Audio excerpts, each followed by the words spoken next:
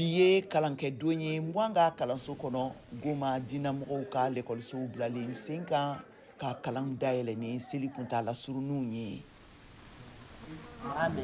Nin ye a lɛri damadɔ ye Goma. Fitinɛ gɛlɛnba min waliyara Congo foroba sɔrɔdasiw ni M23 bamanci marifatigiw ni u dɛmɛbaga Rwanda sɔrɔdasiw ni ɲɔgɔn cɛla la kɛra sababu ye denmisɛnnin caman ma se ka lekɔlitaw jaabiliw kɛ.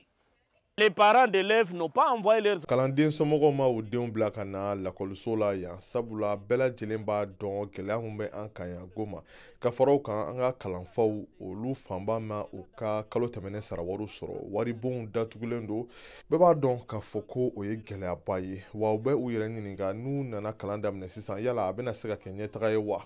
Il va tenir jusqu'à quand? Tile damadɔ sumaya kɔfɛ fitinɛ daminɛna kokura Kivu Worodugu fanfɛla la Congo foroba sɔrɔdasiw ni M23 bamanciw ni u dɛmɛbaga Rwanda sɔrɔdasiw ni ɲɔgɔn cɛla la. Dɔgɔkun caman kɔnɔ jatigɛ ani siran binna Goma kan. Hadamaden miliyɔn 1 sigilen bɛ dugu min kɔnɔna la. Bankiw ni lekɔlisow tun bɛɛ datugura. Mɔgɔ caman bolila ka bɔ dugu yɛrɛ kɔnɔna na a senfɛ. La reprise n'a pas été effective. Bi kɔni kalan ma se ka kɛ sabula n y'a fɔ cogo min na kalandenw olu ma caya wa kalanfa minnu fana bɛ yan olu tun nana wasa ka kow taabolo de lajɛ fo u ka kalo tɛmɛnen wariw de ka di u ma. Leur salaire qui pourra les faciliter.